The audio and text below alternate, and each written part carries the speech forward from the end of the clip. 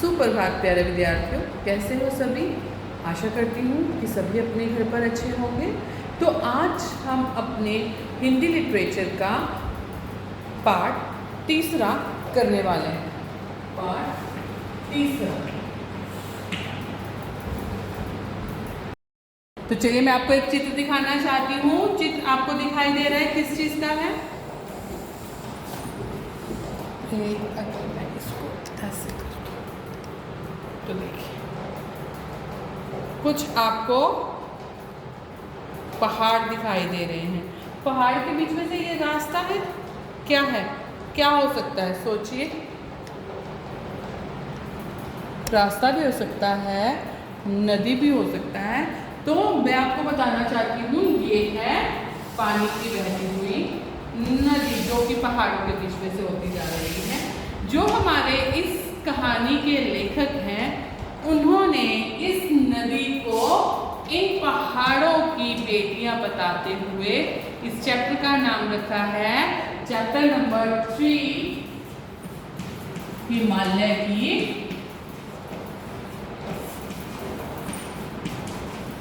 बेटी। तो चलिए आइए पढ़ते हैं हम इसके बारे में। अभी आपने चित्र को देखा ध्यान से, तो आपको पता लग ही गया होगा कि जो हमारा ये चैप्टर है किसके ऊपर आधारित है?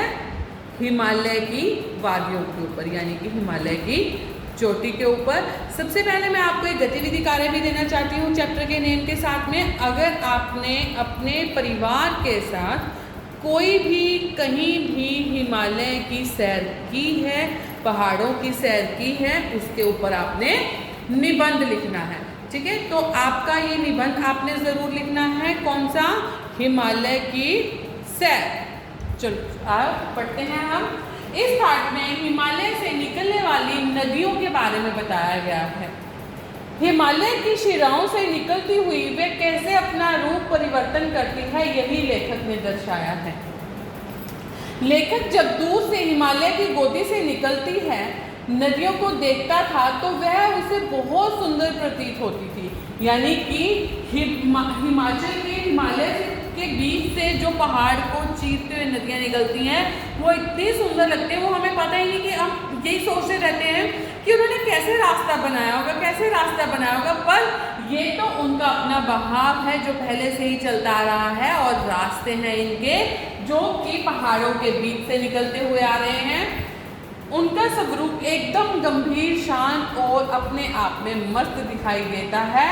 वह शिष्ट महिला की भांति दिखती है। शिष्ट महिला यानी कि जो कि बहुत ही शांत स्वभाव की, अपना काम करने वाली होती हैं।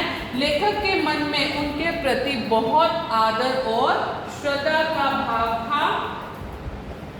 जब वह उनमें डुबकियां लगाता था तो उसे ऐसा प्रतीत होता था जैसे माँ, दादी, मौसी या मामी की गोद में खेल रहा हो। अर्थात नदियों के साथ लेखक की आत्मीय भावना जुड़ी थी। यानी कि हिमालय की इन नदियों को, जो हिमालय के बीच में से निकल रही हैं, इन्हें हिमालय की बेटियां कहा जाता है। क्योंकि हिमालय की जो इतनी बड़ी बड़ी चोटियां हैं, वो अपने आप को एक बाप का दर्जा, एक पिता का दर्जा देती हैं कि मेरी ये बेटियां जो मेरे बीच में से निकल के जा रही हैं। नदियों के साथ लेखक की आत्मीय भावना जुड़ी थी। बहुत वर्षों तक लेखक नदियों को काफ़ी दूर से देखता रहा, लेकिन एक बार वह हिमालय की काफ़ी चढ़ाई चढ़ा तो उसे नदियों का बदला हुआ आकर्षक रूप देखने का अवसर प्राप्त हुआ। उसे बहुत हैरानी थी। पर्वतों के मध्य तो गंगा, यमुना, सतलुज कितनी दुबली पतली दिखती हैं, लेकिन समतल धरातल मैदान पर पहुंचते ही विशाल रूप ले लेती हैं। जैसे कि इनका उछलना, कूदना, खिलखिलाना, भाव भंगिमाएं बनाना और उत्साह सब समाप्त हो जाता है। उत्साह यानी कि हंसी मजाक। अर्थात नदी पहाड़ों से निकलती है तो जल की धाराओं के रूप में तेजी से बहकर वह खूब शोर करके अनेक स्वरूप बदलकर उत्साह से परिपूर्ण आगे बढ़ती है। वह बिल्कुल उल्हड़ वाला की भांति प्रतीत होती है, लेकिन मैदानों में आते ही विशाल और शांत रूप में बहने लगती है।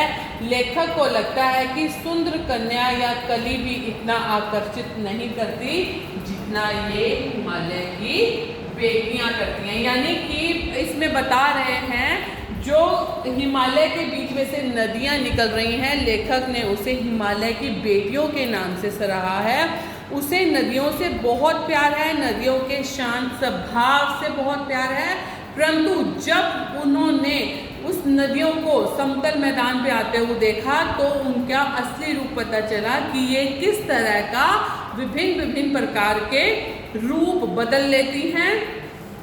लेखक यह समझ नहीं आता कि निरंतर शांत स्वभाव से आगे बढ़ती नदियों का लक्ष्य क्या है, ये किससे मिलन की चाह में आगे बढ़ती जा रही हैं। अपार प्रेम करने वाली पिता हिमालय को छोड़कर ये किसका प्रेम पाना चाहती हैं।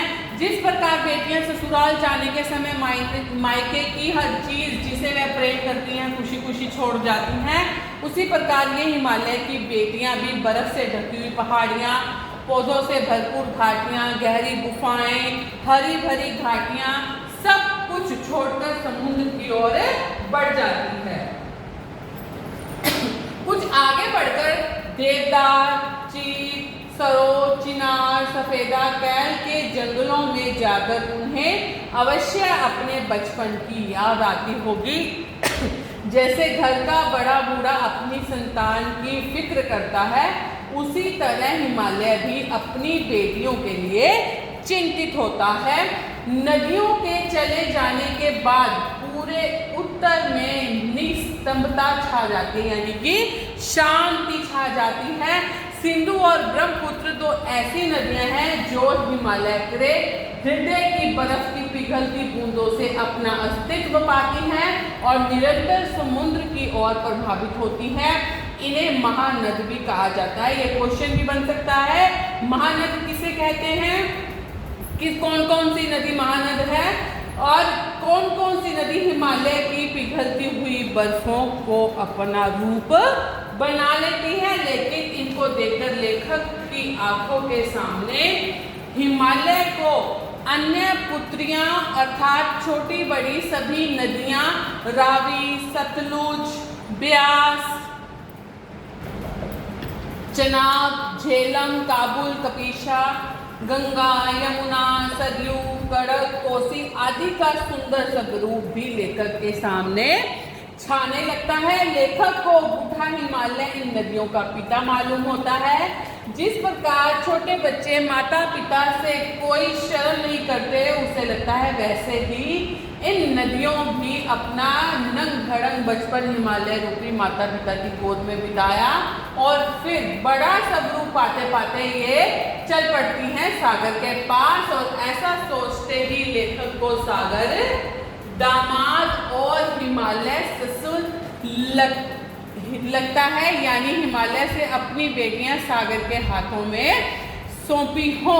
नदियों को देखकर लेखक को यह भी याद आता है कि एक बार कालिदास के विदेही यक्ष ने मेघदूत अर्थात बादल से कहा था कि तुम वेत्रवती नदी को प्रेम का संदेश अवश्य देना, वह तुम्हें प्रेम करती है और तुम उन्हें पाकर अवश्य प्रसन्न होगी।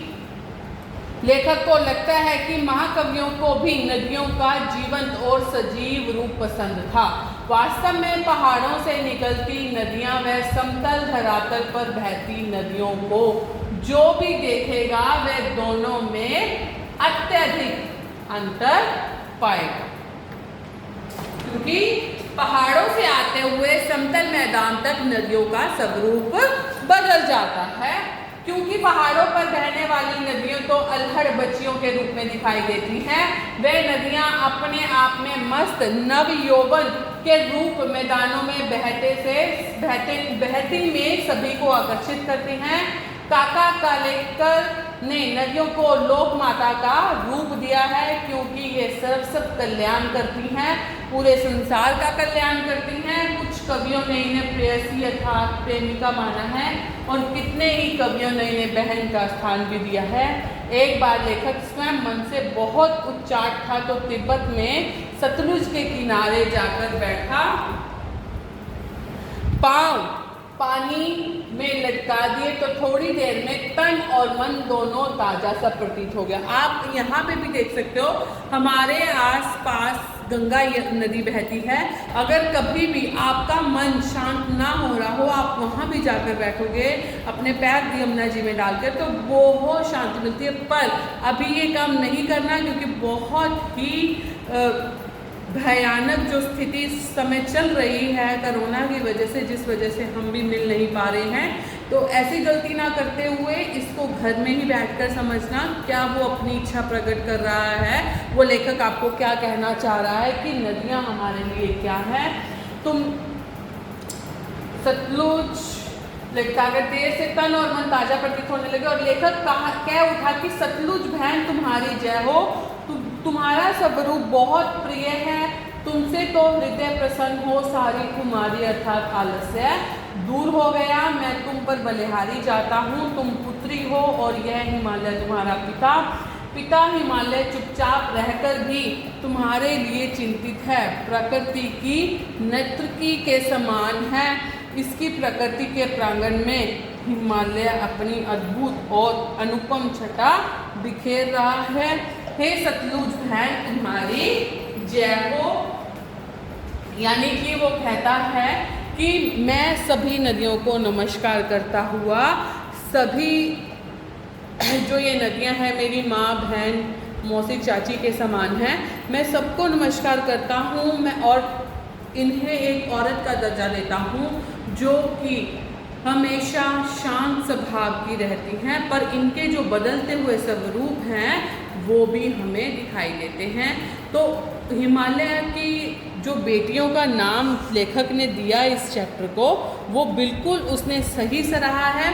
तो ये था हमारा चैप्टर हिमालय की बेटियां। इसके बाद हम पहले करेंगे चैप्टर नेम, चैप्टर नंबर, फिर चित्र बनाएंगे और फिर कठिन शब्द, वाक्य बनाओ, क्वेश्चन आंसर, और इसके बाद हमने अपना गतिविधि कार्य भी ज़रूर करना है। जो आपने हिमालय की सैर के ऊपर निबंध लिखना है वो आप अपनी लैंग्वेज की नोट के ऊपर लिखोगे। ठीक है, थैंक यू।